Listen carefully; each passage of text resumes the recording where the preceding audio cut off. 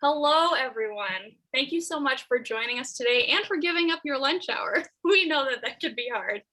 I'm Christine Dunbeck, and I'm the current president of Southeastern Wisconsin PRSA.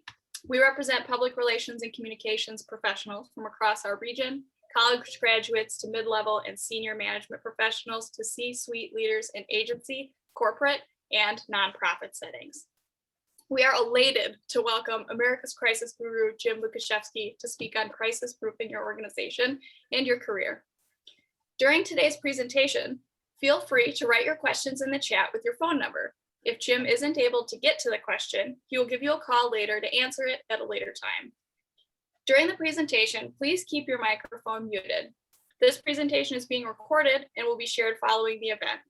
In the chat, I will be entering links to both the slide deck and the handout so that you can have those in front of you if you'd like them. Jim Lukaszewski is one of America's most visible corporate go-to people for senior executives when there's trouble in the room or on the horizon. As America's crisis guru, Lukaszewski is known for his ability to help executives look at problems for a variety of sensible, constructible, and principled perspectives. He is known for taking a business approach rather than traditional PR strategies by teaching clients to take highly focused, ethically appropriate action. Lukaszewski has written 14 books and hundreds of articles and monographs. His newest book, The Decency Code, The Leader's Path to Integrity and Trust, was published by McGraw-Hill in March 2020. Jim has been a student of the pathology of management and leadership misbehavior for more than 40 years. He has used this knowledge in real time to guide the recovery of more than 300 companies, domestic and international, through more than 400 victim-producing events. He has received many of the significant U.S. professional recognitions from public relations organizations and academic institutions. His profile appears in Wikipedia and more than 20 editions of Who's Who. Corporate Legal Times once listed him as one of 28 experts to call when, quote, all hell breaks loose. I will now hand the presentation over to Jim. Welcome, Jim. Thank you so much, Christine. Appreciate it. Just glad to be with you. I actually have deep roots in Wisconsin. Both my mother and father were born there in the Milwaukee area. My mother in Unconscionable and my dad in Milwaukee, and we still have lots of relatives there. And I've been around so long that we actually would go there every 5 years on Highway 12, which at that time started out as a 2-lane road. Anyway, that's a long story. Delighted with you. This is my favorite topic, really, this issue about crisis-proofing your organization. I usually add the tagline, and probably your career, okay? I want to talk about this from a different perspective. And I'm going to talk about that in some detail in just a moment, but just to give you a sense of, we're sort of where we're headed. I got sort of 3 powerful goals for this session. I want to reframe your crisis practice from the generally, I would call it obsessive focus on the media, to paying more attention and basing your decisions on the victims of whatever it is that's going on. This is a very different way to think. Because this is not taught in management school. This is one of those topics that I prepared the presentation so you can make this presentation to management as a part of your briefing and preparation process for handling these situations. But I'm going to walk through that with you this morning. The second thing is really to move from a crisis mentality to what I call a readiness mentality. There's actually been a shift in the management of these situations, which occurred after 9/11, and it was part of our learning about how to handle a catastrophe of that magnitude. And the crisis mentality just got in the way. It inflamed things, all sorts of things. And what I've learned over the years is it scares managers and leaders because, first of all, they don't believe it's ever going to happen to them, and then when it does happen, they don't believe it for a while. And it's all crisis. I guarantee if you begin to talk about readiness and drop the word crisis, even though I'm going to use it a lot in this presentation, but be conscious of the fact that you're frightening these people. They actively resist thinking that it's even happening. So we need another approach. And what happened during 9/11 was, in the process of other professionals, the security professions and others, they just came up with this concept of readiness evolved. That got management's attention. And because it's not threatening, it's helpful. And it's an entirely different conversation. Because if you've all been through this, I recognize some of the names in the program today. You've all been through this. And, the moment you mention crisis, the first thing the boss says is, well, just a second, Denise, we don't have all the money in the world. So there's only a limited amount we can do. Well, that's not a good way to start a conversation about saving someone's career. And in crisis, the only career at stake, frankly, is the boss's career. We found out years ago that it was easy to quiet a lot of things down. You just fire the person who was there in the job when it happened and get somebody else. So the only job at risk is actually the boss's. So you want to have his attention. I'm going to talk about that as well. But keep these two things in mind, okay? Next slide, please. Actually, going to go. You read you can go the next slide after this. Here we go. I'd like to start us all at the same place, and that's with my definition of crisis. 2020 produced about 15 new crisis books. That means 15 new definitions of crisis. It's very confusing. We had a couple of crisis books from France, one from Norway. It's been very interesting to see more and more writing in other cultures and organizations about this topic. But the definition is on your screen, and the one that I like the most, let me read it to you. It's very brief, but you'll kind of understand the moment I get through with it, why this is so different from the variety of crisis definitions that are out there. Crises are show-stopping, people-stopping, product-stopping, reputation redefining, trust-busting situations that create victims and or explosive visibility. I would say the vast majority of crises, by any definition, aren't covered by anybody because there's not that much media out there to do this sort of thing. But in your case, it might be the unlucky one who gets center stage when something happens. But keep in mind, the most important two words in this definition are create victims. Because if you think about it, it's the victims who drive the resolution of a crisis situation. They have all the power, they have all the weight, the media is attracted to them, they're attracted to the media. It's really about victim management.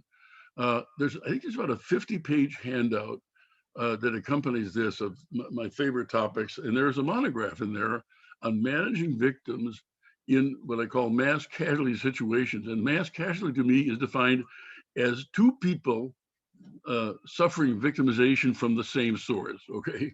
It's a pretty open definition. We're going to be talking initially about this whole business of victims, but keep this concept in mind. I'm not talking about media relations in this program because every one of you is better at it than I am, okay? The real thing, I say this sort of casually, but the fact is, reporters report crises the same way around the world, ask the same questions, make the same mistakes, make the same assumptions. It's as though they went to school and learned how to do this, but they didn't go to school to learn this. Maybe a few did, but it's interesting. We spend a lot of time about the media. And the thing you have to remember about public relations and communications advice is that, I just asked you a question for the heck of it, right? If I could see your hands, don't put them up. But I wonder how many in the audience, actually work for a boss who feels they are a bad communicator. Okay, think about that. Every boss we work for thinks they're terrific communicators. In fact, they believe they got their jobs because they're so great at communicating. So here's the issue: unlike any other advisor in the spectrum of advice they're going to get during the situation, we're the only advisor who they do not listen to. What they're doing is, because they're such great communicators, instead of learning from what we're going to tell them and show them and how we guide them, in their minds, they are debating just how smart you are and how much smarter they are than you. So what I'm talking about here is, if you want to penetrate this sort of blinder that these people have, the bubble that they're in on communications, you want to pay particular attention, because what they don't know about is victims, although when they start happening, they also learn to fear victims. But this is a key area to be able to help them on. And, and it's also, frankly, not talking about the media, because we have to find ways to talk about them less. Otherwise, that's where the focus goes. And no matter what, those of you who have been through this process, the so-called crisis process, realize that there are patterns. I'm going to talk about some of those today that happen in every crisis. And what you want to be in is a position to predict those circumstances, what's going to happen, including the behavior of executives and leaders, and then focus more on what really matters. Okay, and you'll see how this develops, but it's a very interesting topic today. Let me then, before we take the first slide, let me just sort of talk about what I believe. I mean, where's this guy coming from? I after 42 years or 43 years of working with people who were in crisis situations, I've really come to believe some real powerful notions about what's going on in crisis. The first thing I believe is that all questionable behavior, all unconscionable, immoral, predatory, improper, victim-producing, pick your negative adjective, are intentional.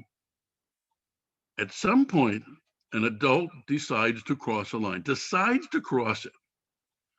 And quite often, senior management is involved.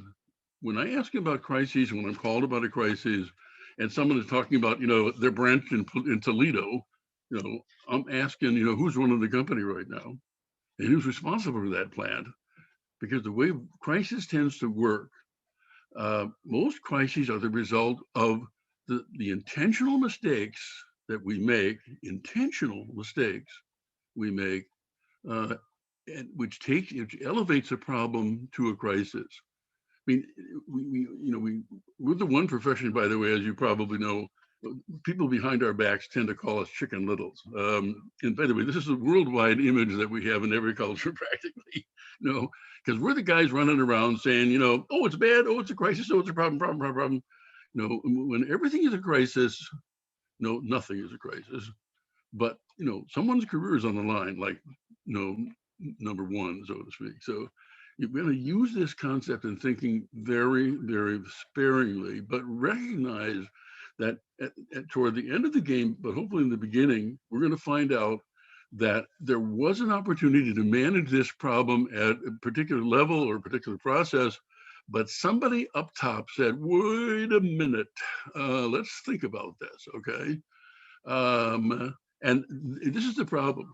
And part of what I'm telling you is you have to become a forecaster. A lot of what I'm telling you today are showing you the patterns that you want to forecast going into this, but also doing it in the preparation if you do simulations or you do some kind of practice of the potential scenarios. You want to build the knowledge of these behaviors into the process. So when you bring them up because they're starting to do them for real, when the place is on fire or leaking, foaming, thinking you're burning, they begin to recognize that that they're doing this. Because so often the bad decisions, just like ethical problems, persist and succeed because people who should speak up fail to do it.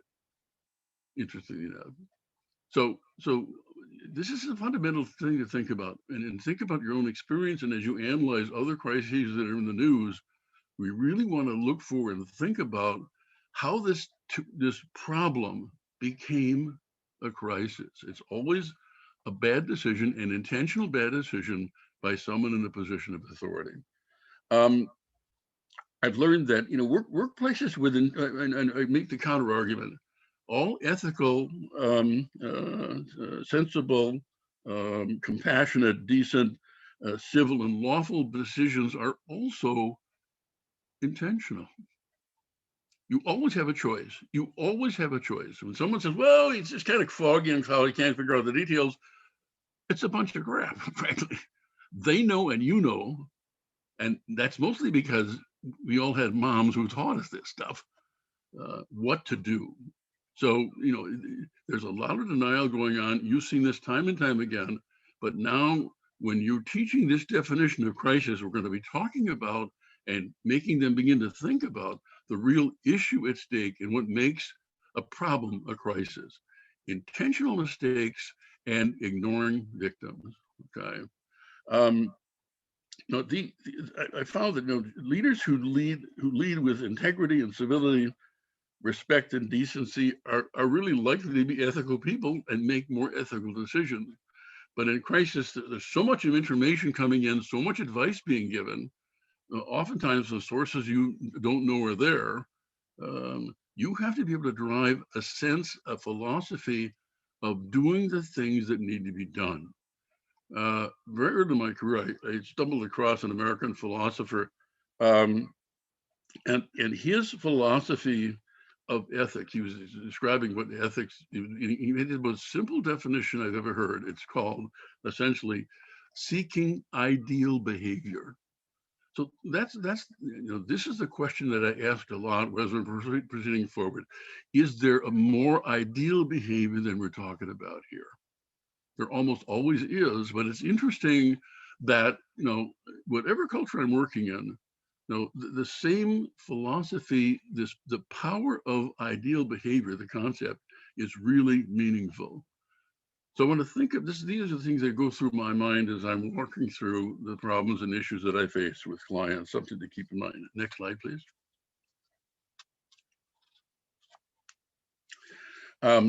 This is my essentially my template for response. Okay, I call it the grand strategy. And I don't care what the problem that turns into a crisis is, these are the crucial steps and in the order they need to be taken, which I'll talk about. But I just want to wander through them for you quickly here. Stop the victim production. I mean, the reason it's a crisis is because it's producing victims. Find a way to stop that from happening, whatever the problem is. The longer it continues, the more difficult it is to really manage the process. Manage the victim dimension. It's the second most important task you have, is to find out who's been injured, who's been affected adversely by this, and begin to figure out how to help these people. And this is always a roadblock, because you're going to hear, well, if we start helping these people, then we're going to get the blame. You're going to get the blame anyway, right? You've been there. It's so interesting to me that, and I work for many wonderful companies, and they do have the capacity to respond perfectly to the problems they've created for themselves. But the issue becomes essentially failure to pay attention to what's going on with the victims. The third step, these are very important. Communicate with employees. Your communication should start internally. A couple reasons. One is if you don't talk to people, and often the boss will say you can't talk to people because if you talk to them, they'll talk. Well, yes, they will. And we want that to happen. So if they're going to talk, why don't we script them from the start? Because the greatest source of information is going to come really from the survivors, the victims inside your own organization. So why not help the process out? Meeting is important, and I'm talking about essentially two things. One is you're going to have to talk like instantly, or you got a problem. We'll talk about that. But the place to begin talking as well is inside, because the employees get frustrated with this stuff, and they start to talk because they feel as though they want to help the boss out because he's really busy or she's really busy doing the putting out the fire, so to speak, and so they make things up. So let's help them understand what's going on. And I do this through a series of very simple messages of 150 words or less, very frequently distributed in the early going of the crisis. And I distribute it internally first, okay? Or simultaneously with handing it out to whoever else wants it. This process of small messages, and you always are building in quotes from executives and all kinds of other crap. Really, the way you manage communication in a crisis is through brief, positive, constructive, factual, or helpful statements. And what you're doing with these brief statements, I chose 150 words because in English-speaking cultures, we speak around 150 words a minute. So it's a minute speaking time, okay? Studies show that, human beings can actually absorb maybe up to 200 words to see it, hear it, that sort of thing, and repeat it, much of it with great accuracy. So let's give them accurate information in small bites frequently. So they are sort of into the rhythm of the response doing this. And it also will condition the people who on the outside who you're sharing with or who get the information. They can't call their aunt who's worked for 35 years, in your sewing division, who knows everybody and everything, we think, which is what they're going to do. They're not going to call you, that. They're going to call people in the organization who they trust. So this is really a crucial strategy. Communicate with employees first. It's so interesting. Here's what happens. This will frighten the people who run your place, but that's because they're such novices at managing people. The truth is, when you start feeding this information to the employees especially, they'll stop talking and refer people to you. The effect is the exact opposite of what sort of intuitively we think. If we don't tell them anything, they'll get irritated and talk a lot. That is what actually happens when we start feeding them information that's sensible, reasonable, constructive. They stop talking because you're managing it for them. It's powerful. Fourth, notify the indirectly affected. We all have colleagues. We all have vendors. We all have partners in these days. They have a problem now because you have a problem, and so they need to be plugged into the same communication mechanism I just talked about, but get them in the loop. Okay. You'll notice step 5 is cope with the self-appointed, self-unnoted. This is the media step. Okay. And you're saying, boy, it's a long time to talk to the media. I'm going to explain that too. Okay. But part of the reason why we want to do this is because in this order is because we're actually doing some powerful communicating at the right levels among the right audiences from the very beginning. Then it's activate your website response strategy, presuming you have one. We're not going to really talk about that today because there's not time really, but I'll be happy to chat with you and send you some materials on it if you want. And then finally, manage the record, which is essentially what you do normally, monitoring the various channels of information that you're going to come across, and where appropriate, respond. And what we're talking about is clarification, correction, or explanation. Okay. The record is going to be written by somebody. It might as well be you. My favorite quote on the subject is Winston Churchill, who got in trouble for the history he wrote of World War I. And he was also as the war was going on, he was writing the history of World War II, and he said that the world will appreciate my role in the World War II because they'll be paying attention to history. And I'm going to write that history. So he did, and we do. So, you have a chance here to manage your own destiny. Want to think about that. Now, what I described right here occurs in something. It's actually like a military term, but it also involves forecasting the stakes that we're going to be making. Okay. But I refer to this as the golden hour. You have 60 to 120 minutes to get all these 7 items moving. And I'm going to talk about that in just a minute. But you can get all this done. And if you're doing it this as a preparation process, the readiness process, you have something to talk about from the very beginning. One of the reasons and one of the most common criticisms of crisis response is that you didn't talk fast enough, didn't act fast enough. And it is true.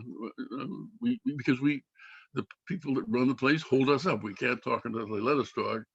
But part of the strategy is not to worry about the facts of the situation at hand. We don't have those right off the bat. We might not even have them for a good period of time.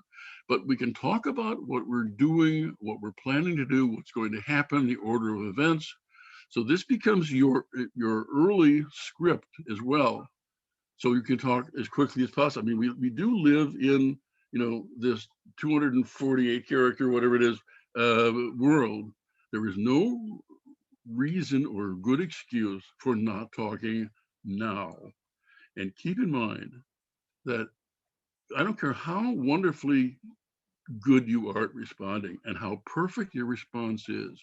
If you bungle the initial few minutes and are not talking about it, this happens in almost every crisis.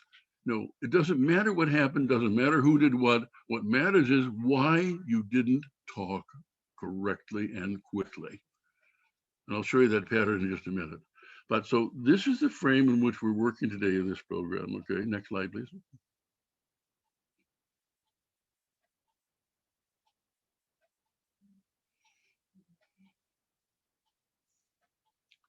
Next slide, please. No, there's a slide before this. There you go. Everything in a crisis is a pattern, and the failure is a pattern.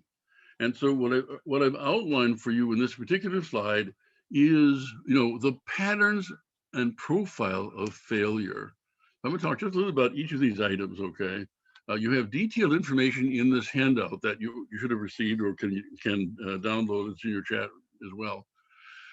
Silence is the killer of killers, as I just mentioned. The moment you can't talk promptly, all the questions begin to pile up. But the big question always remains, because there is no reasonable answer to the question, why did you wait so long to talk? Why did you wait so long to respond? You can't live that down. And it happens so frequently. The response itself is textbook, okay? But if you bungle the initial speaking part, so to speak, that your response will always be described in terms of this bungle. Stalling, reasons for management finds so many reasons not to get started on these things. It's sort of like a guy thing, when bad things happen, the first thing we do is step back and see if anybody noticed, right? And then we step back another step, because maybe if they didn't seem to notice, maybe they'll go away. These things will not go away. We have to talk quickly. Then now we have something important to talk with. This structure of response is really important. Denial, doesn't happen here. We couldn't possibly be our fault. We never do a thing like that, sort of speak. All of this is time-wasting, unresponsive, self-forgiving junk. Okay. Victim confusion. Well, we're a great company. We buy little league team uniforms and we do all these wonderful things. We're going to get credit for that or not? Why won't we get credit for that? Why do they ignore that? The answer is because they will. Why? Because victims matter more than baseball jerseys. Okay. Testosterosis, one of my favorite words. This is that urge to lash out at people and criticize and be angry. And this occurs in women executives as well as male executives. It seems to be a universal sort of gut level trait. And this is even worse because this acting alone creates other victims who wouldn't ordinarily be victims, because we tend to be, in testosterosis, we tend to be very Catholic in how we distribute our criticism of people. It also makes enemies and critics, which accumulate and often never go away. Arrogance, that's just, we make decisions for people because we think we have to make decisions for people. And we're going to be wrong a lot of the time. So when I talk about managing the victim dimension, you'll see what I'm talking about there. It's to avoid this appearance of arrogance. Then some real time wasters, frustration in management says, well, somebody's got to be responsible for this, so let's find them. It's not only is it a troublesome behavior, it invariably becomes a part of the story and distracts from what you're actually doing that's meaningful. Now, by this time you've done all these things, now you're afraid of, you're really afraid because you wasted time and people are going to find out about this stuff. We want to avoid all of that. This is my favorite profile in failure. It's management whining around. That's why I call it management by whining around, sort of the woe is me behavior. But when you're doing your briefing and you're teaching executives about this business of readiness, these are the problems we create for ourselves. And we need to talk about those things up front. So when they're actually happening, you can remind them about something you already know about, okay? And they already know about because you taught them about this in the readiness process. Next slide, please. The reason I picked the 60 to 120 minute sort of, startup time it comes out really of a very interesting lesson basically from World War II. The golden hour is, you've been in the military, you know, you're familiar with this term. It really dates back to the notion of how soldiers die. After World War II, which are most of the major wars, the medical people in the military really study and think about it and try to develop countermeasures for, you know, the most killing things that happen in the battle environment. In World War II, they determined that the biggest cause of death of soldiers on the battlefield, aside from infection, was blood loss while they're being transported to surgery. The hospitals were in the rear. You know, in those days they had jeeps and things. We just, you know, they threw you on a jeep and you banged your way to the hospital, bleeding all the way. So one of the things they determined at the end of World War II was they had to find something that brought the patients, the victims really, and the patients wounded closer to the medical help. So what they decided was they would look at how they structured hospitals. At the same time, the Sikorsky Company in Connecticut invented something called a helicopter. They didn't know what it exactly was, and what its use was, but they gave a bunch to all the military services and said, essentially, play with this toy, figure out how to use it, and then we'll sell you some more. Well, the medical people, the Army Medical Corps, immediately decided if we took the guns off the skids and put stretchers there, we could transport people very quickly. So that became, that was tested and became a part of the process. And they made one other sort of amazing decision, and that was, if the problem is distance of transportation, why don't we put together special field hospitals that are just surgeries, and they are at the battle line, and they will move with the battle line. So they invented something called, you know, a mobile army surgical hospital, a MASH, right? We all know what MASH is. But you combine helicopters with MASH facilities, and what you get is, by the end of the Korean War, where this was used extensively, if you arrived alive, just alive at a MASH, you know, the odds were like were better than 95% that you would leave that MASH alive. That's what I'm talking about here. The metaphor, it says, hey, you got so much time to get ready to begin executing, even when you don't know a lot. And you teach this concept of the golden hour. So minutes count, okay? And it's a wonderful story, and it's written out in your materials as well. Next slide, please. I want to talk now about this business of victims. And you have a monograph on this in your very extensive monograph in your papers about this. You know, this first slide, this is the truism of victims, right? You either manage this dimension, or you suffer the wrath of both the victims themselves, those that survive, and those who are around the victims as well. Next slide, please. There are three kinds of victims: people, animals, and living systems. You understand people, you understand animals.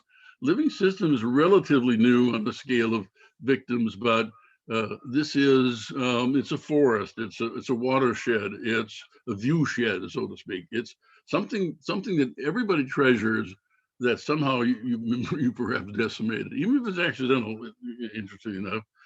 And this is sometimes hard to grasp, but it's much more easily graspable today, simply because we're so tuned in to all these living systems and how they matter in our lives and other lives as well. Basically, a lot of other bad things happen, frankly. You can burn things down, you can blow things up, but if you don't kill anybody, injure anybody, kill or hurt some animals, and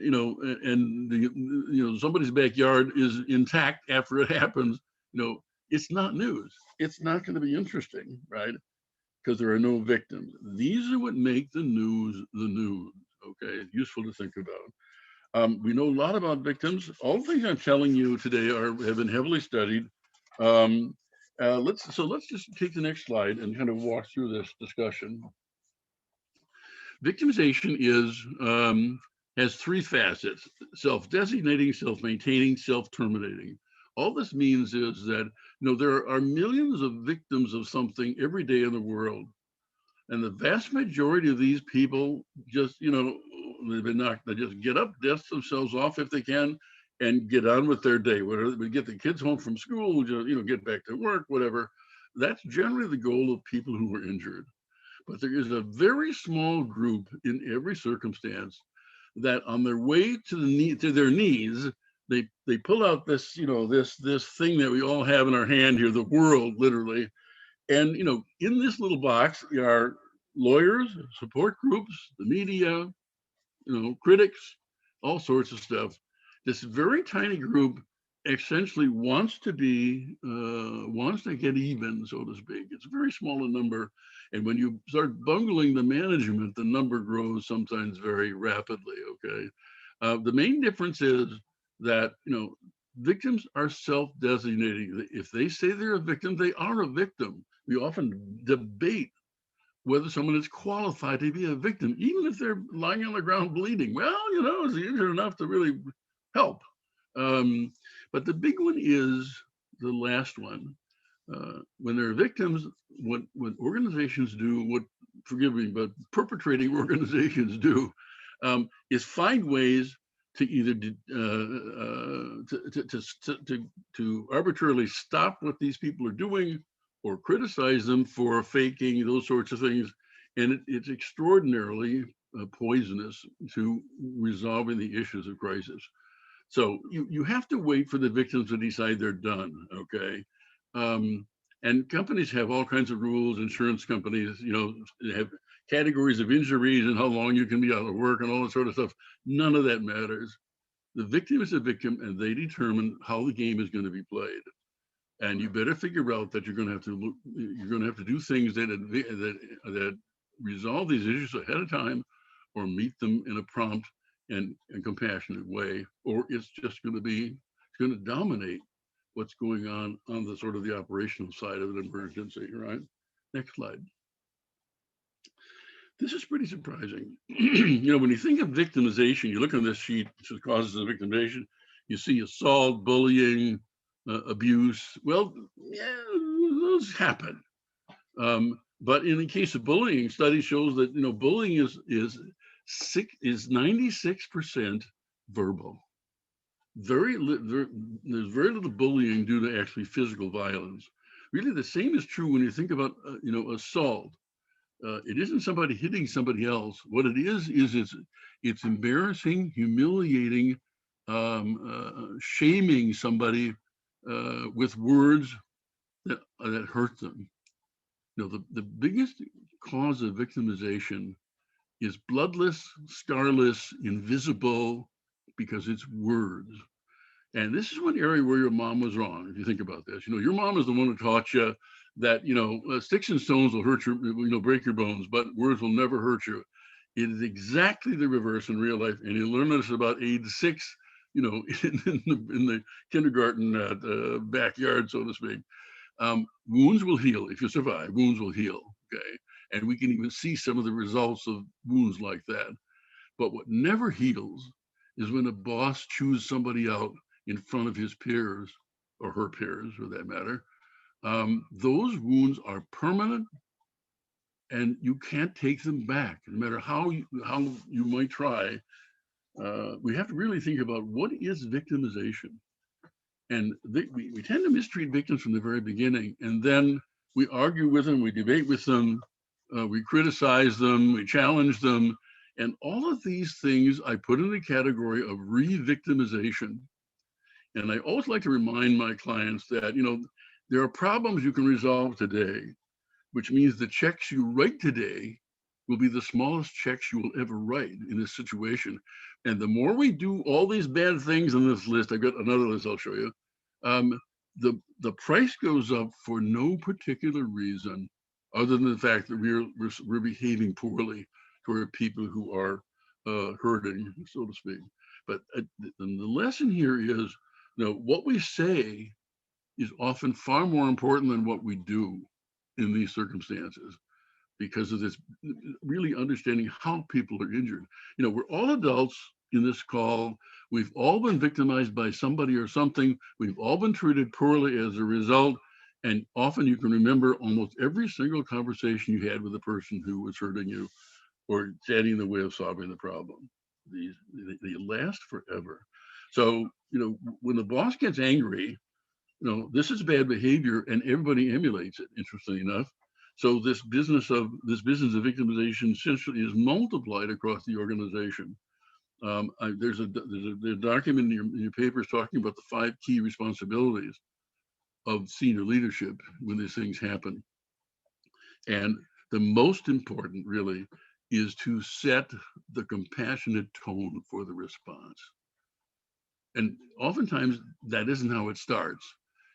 They come to that at some point in time, but if you fail to start this way, it makes everything you do less genuine. Next slide, please. We know a lot about victims, as I mentioned, and it's really evidenced in their vocabulary.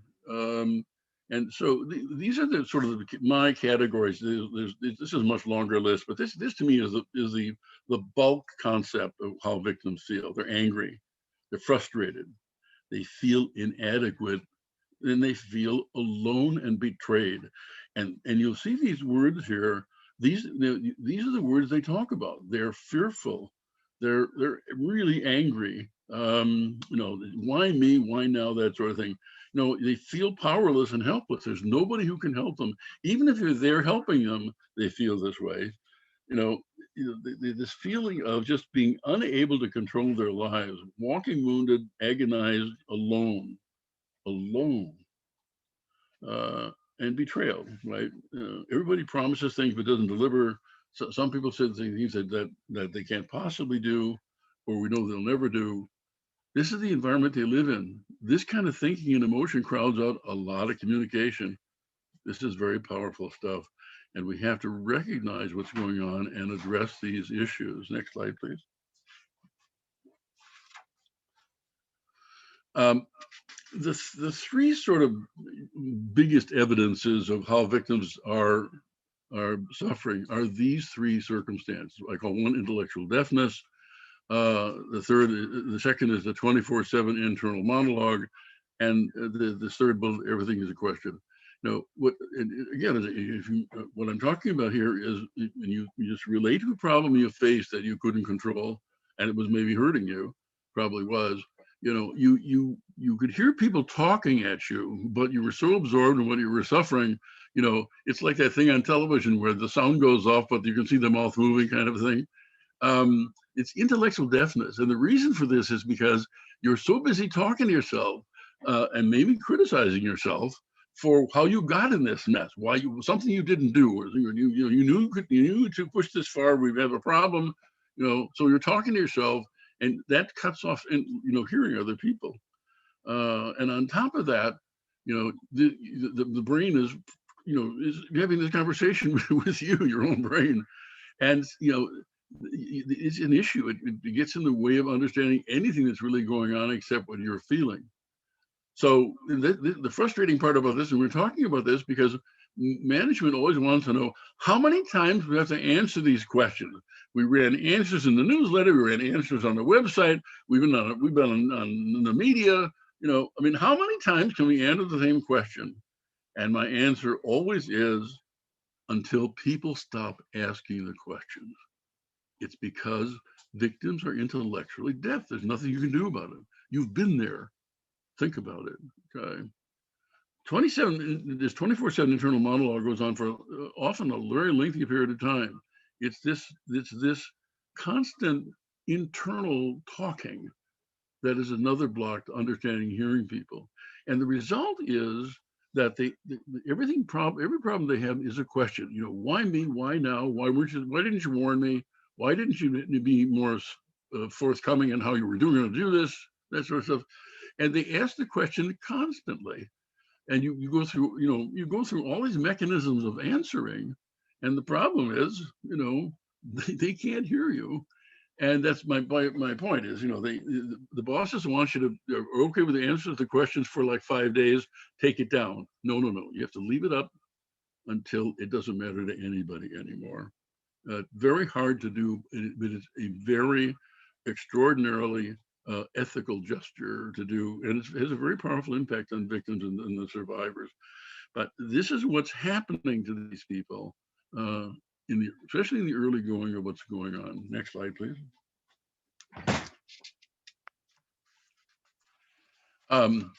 We also have a good sense of what victims need.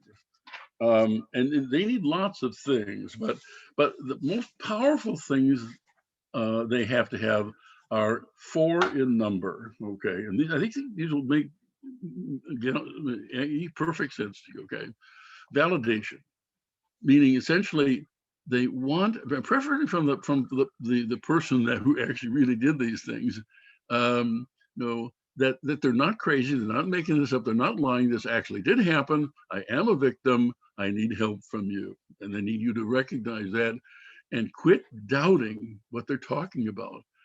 This is one thing that large organizations tend to do. They launch an investigation, right?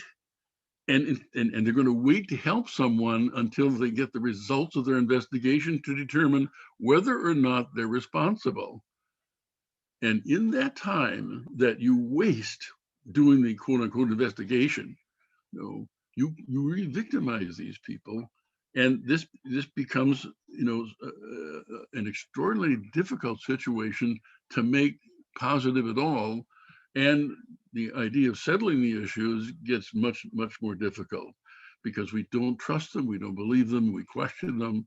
And those, as you learned about verbalization as an assault technique, that's exactly what we're doing. We're re-injuring these people. This is also hard for management. Victims want visibility. They want to talk about their pain and suffering, and they want to talk about who caused it. And whether you did or didn't, they're going to talk about you. So rather than what you so often see, they try to sequester the victims and employees in buildings that are inaccessible to the press and other people, which are stories in and of themselves. The idea is to help these people talk. They're being visible and exploring what happened to them from their perspective, whether wrongly or rightly, gets them to calm down because they're alone, they're fearful, they feel helpless. So help them talk, give them a platform, facilitate their communications, right? And interesting enough, what they will do in talking about the circumstances, they're gonna warn people about you probably. They're going to talk about how you cause them pain and suffering, but keep in mind that suffering is one of the most frustrating things in our lives, because when we're suffering, well, the first thing you notice is that nobody cares but you.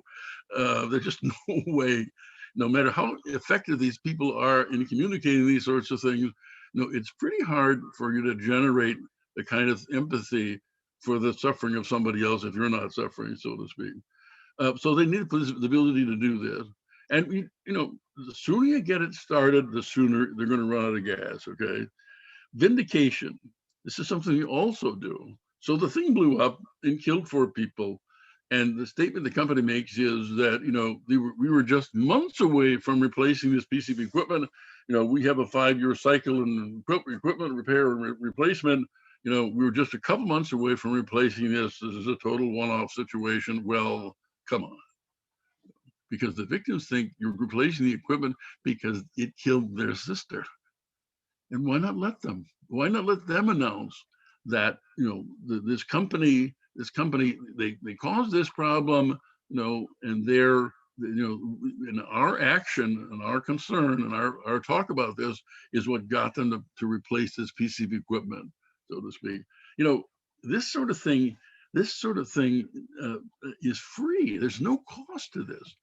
The real cost is when we try to hog every possible good thing in the response part. If you build the victims into the responses and let them take the credit for things settle down. But it gets hard. Those are the first 3. So next slide, please. This is the tough one. Victims need apology. there's often a lot of talk about, among the attorneys and for the victims and the rest, this is just a money game. You picked a huge number so we get in the news, that sort of stuff. That's a part of it. But the truth is, when you talk to victims, and you have to talk to victims, you're going to find pretty much that all they really want is for the person responsible to stand up and take the blame and just, explain this thing. That, in my experience, and I have experience in both sides of the aisle, so to speak, the perpetrator side and the victim side. Victims rarely go for money. They may go for money simply because of the behavior of the perpetrator. That's often the reason. Well, they were unreasonable. They would admit that, that Henry Schmidt really did this thing or whatever the response is. So you have to think about the apology aspect, because really that's what all victims want. They want an apology. I define apology this way. Apology is the atomic energy of empathy, okay? Once you've apologized genuinely, and there's a small monograph in your attachments called The Perfect Apology. Once you take the step to apologize, in almost every, I worked in many cultures, not every culture, but in all the cultures I've worked in, apology is one of the most powerful steps you can take to settle everybody down and build your own credibility. But it's resisted constantly, and for good reasons. I mean, the lawyers will say, well, it's, this is admitting it. It is an admission under law, no question about it. Apologies are admissions. I did something wrong. But the issue is, as you see here, the elements that you cover: verbal, written admission of responsibility for hurting someone, specific recognition and description of the damage caused, right? And usually this is abrogated. Instead, for the second item, we talk about the good things we do in the community, the Little League shirts and stuff. Lessons learned and changes made to prevent the situation from happening again, right? Offer of restitution, penance, you might say. And then one of the biggest steps is to publicly seek forgiveness for what you did. This is very hard to do. Management has been taught, the invincibility of leadership. If you've been through an MBA program, you know that one of the things they do is build you up to the point that you believe you can leap tall buildings and solve any problem, and no bad things will ever happen to you because you're too smart. Well, life is different, okay?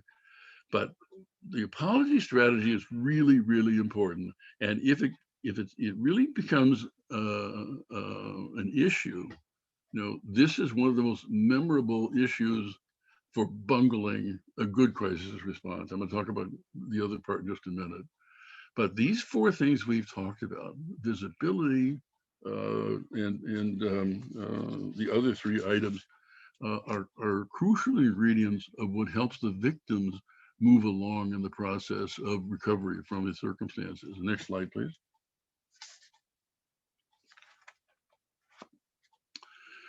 The other part is the empathy part.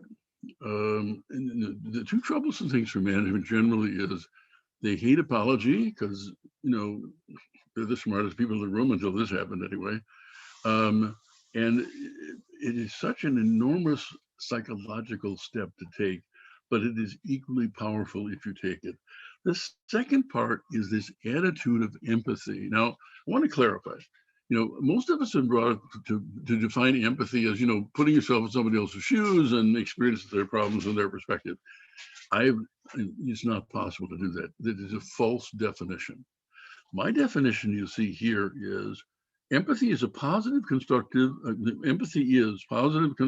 actions and deeds that demonstrate civility, decency, and integrity while speaking louder than words possibly can. The more you define how good you are, the more of an idiot you look. And frankly, the numbers get bigger because you're doing something that is very callous, so to speak. You see the bottom paragraph here. Apology and empathy are the two most powerful concepts when victims are created.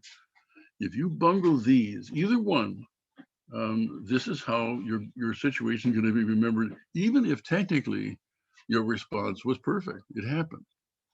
And it happens for some of the reasons that I talked about. But these are the two most crucial parts of crisis response and victim management: apology and empathy. Okay, next slide, please.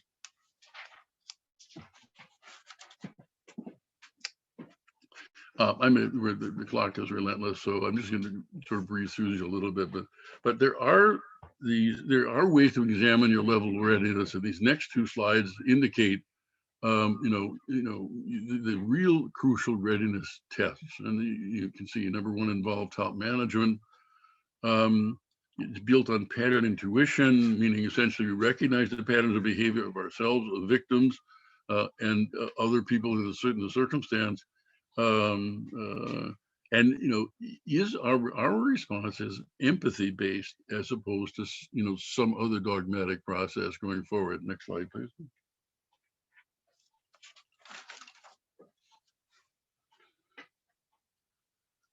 And these are just the remaining three.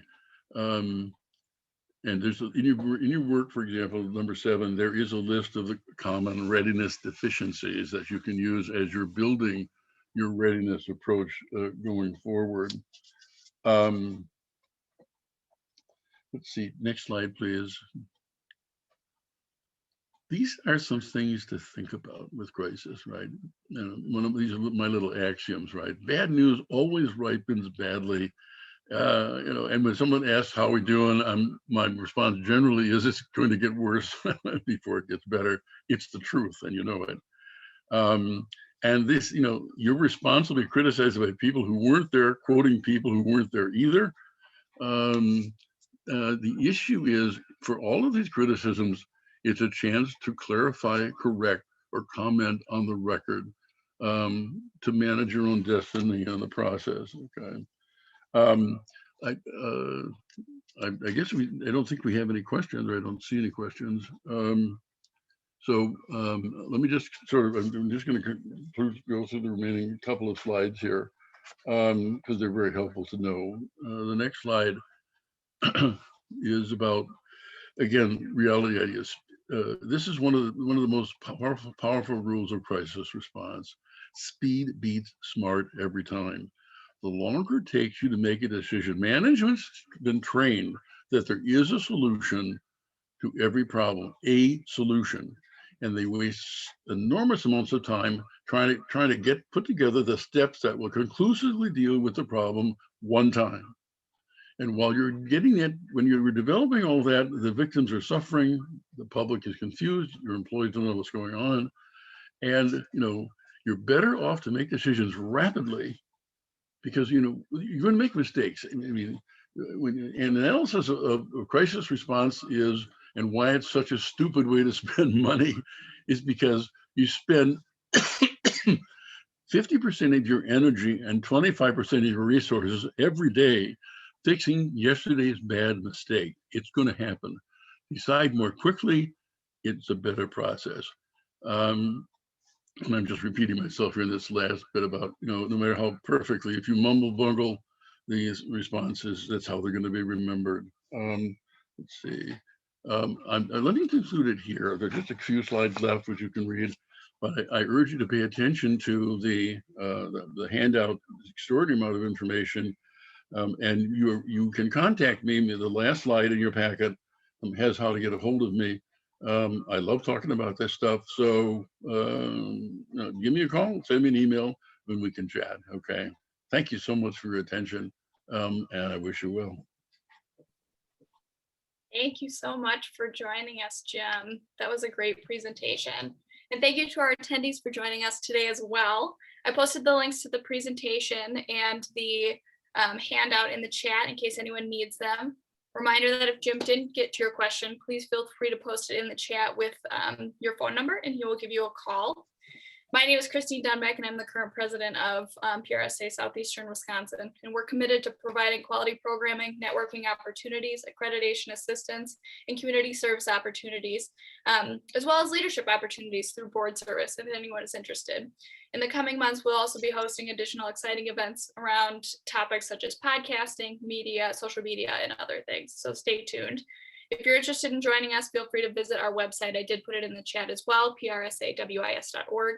And if you have any questions or concerns, feel free to reach out to us. I put that in the chat as well, prsasewi@gmail.com.